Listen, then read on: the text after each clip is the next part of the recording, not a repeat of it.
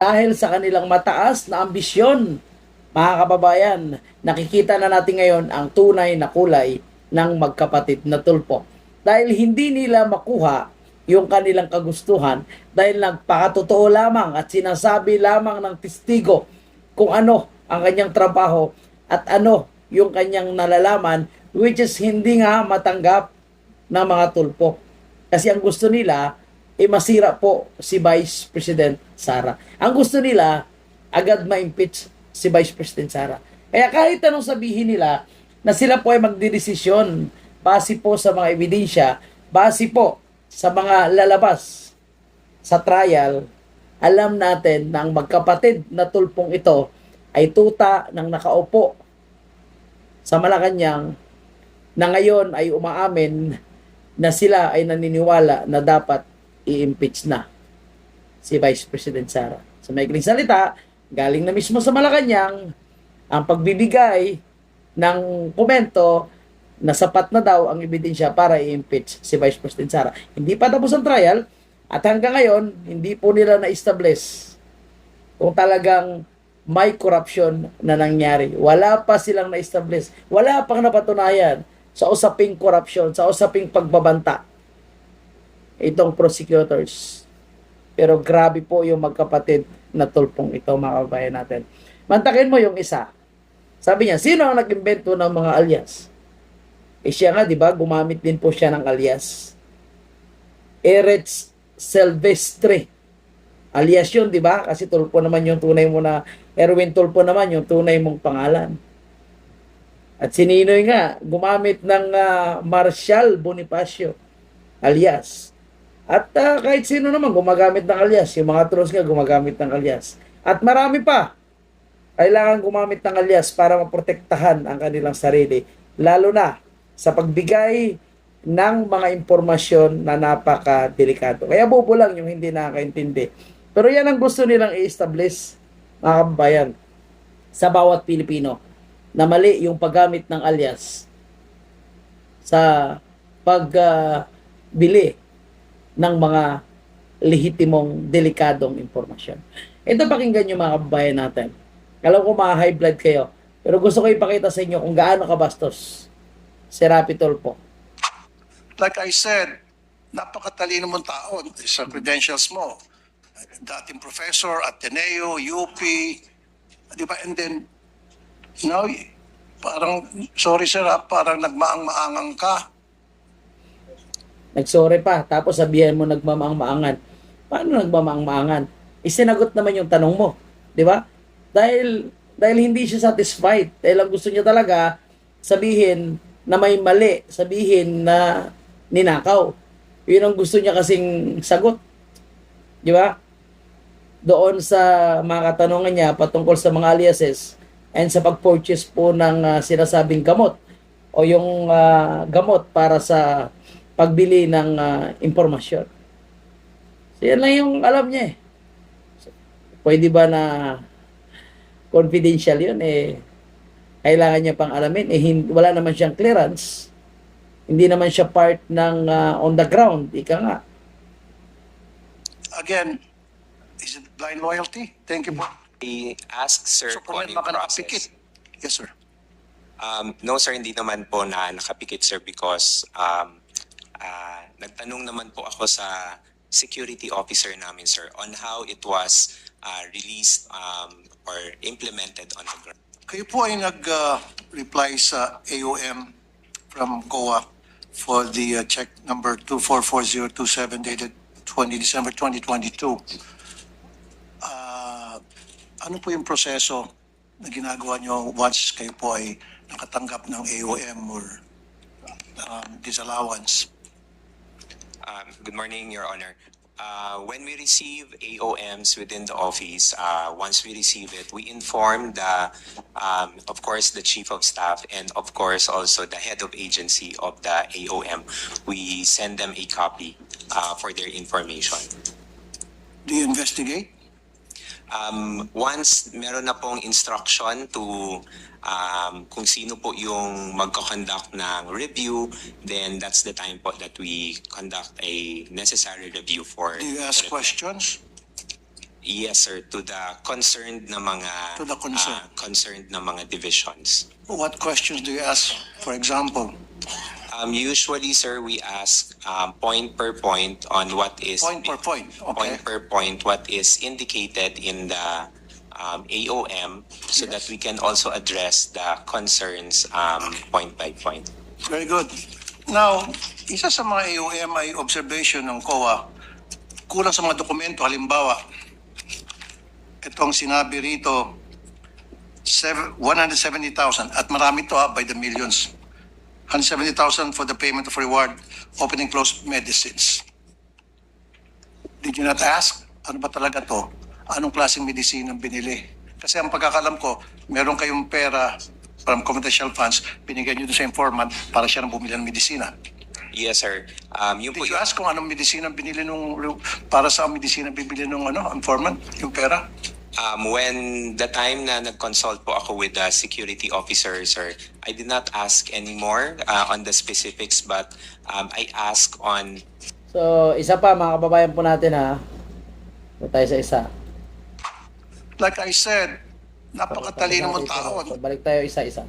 Ayan, tingnan nyo kung paano niya pa binastos. Magic, hindi po kapani-paniwala ang mga pinagsasabi mo, sir. So, yun po mga kababayan po natin, dahil sinagot po yung kanyang mga katanungan, yung mga inquiry, alam mo yung sinasabi niya na hindi daw kapani-paniwala. Eh, nagtanong ka pa. For me,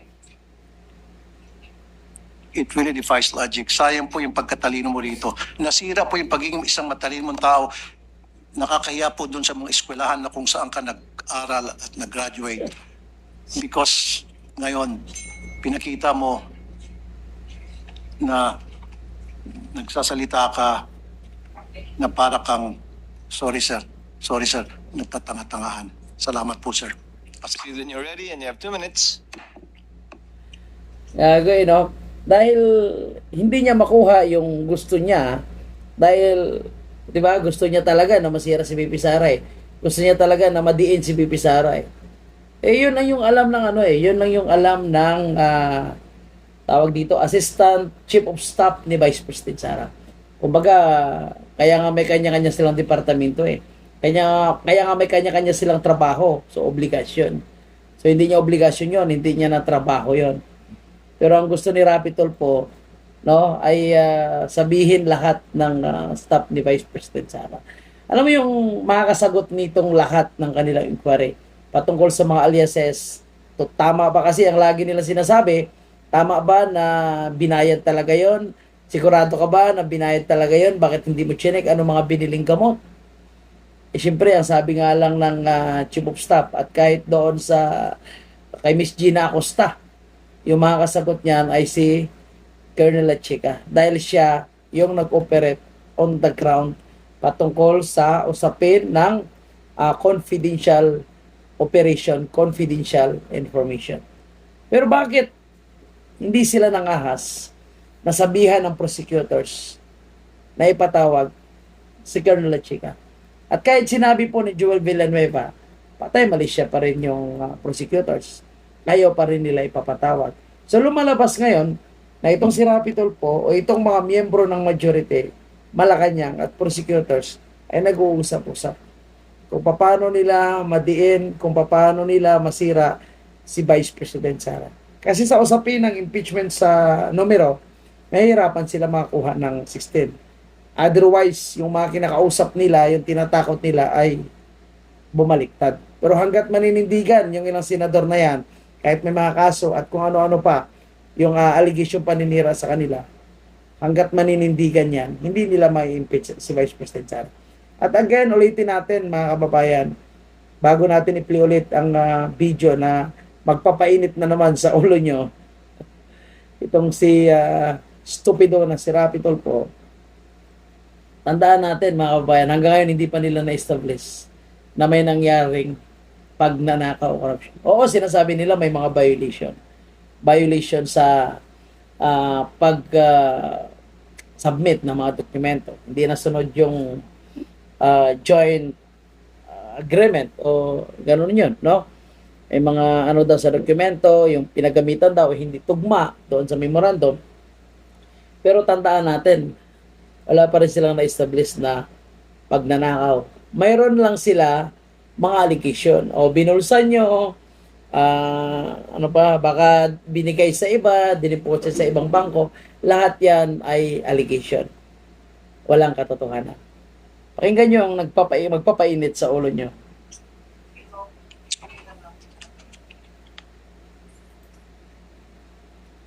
Mr. Witness, sakitin ba ang marami sa inyo mga informants? Ingat pa lang, May mga malalang sakit ba sila? Sir, that I would have no personal knowledge po, sir. You should. Kasi Kabubuhan na tanong, ito, ang dami. 170,000, 50,000, 200,000 each informant. So para mabigyan nyo ng napakalaking halaga bawat isang informant pambili ng gamot, dapat magtataka ka. Anong gamot kayong bibili nito? Bilang isang intelihenteng tao, I know you're very intelligent, you're very smart. Did you not try to ask? O at least nagtaka? Baka may rheuma, arthritis, nagpapakimo. Should have asked. At kung mga bata nga, inquisitive yung mga bata, anong gamot ang bibilin mo? Paghingan mo ng pera ng bata, kunyari, Toy, pahingin pera, bili ako ng gamot. Anong gamot bibilin mo, kuya? Bata yun na, grade 1. Ikaw pa kaya? Why? At the time po, sir, I did not ask anymore kay Colonel Chica, sir. Why not?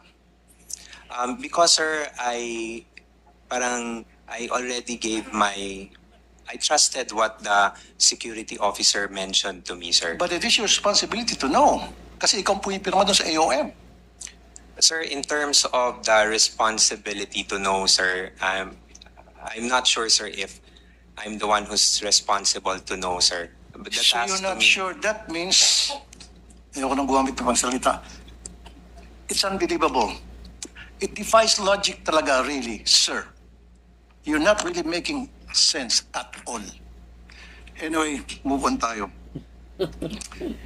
Yung, alam mo naman sa DOH, May pa-move on pa mga kababayan po natin.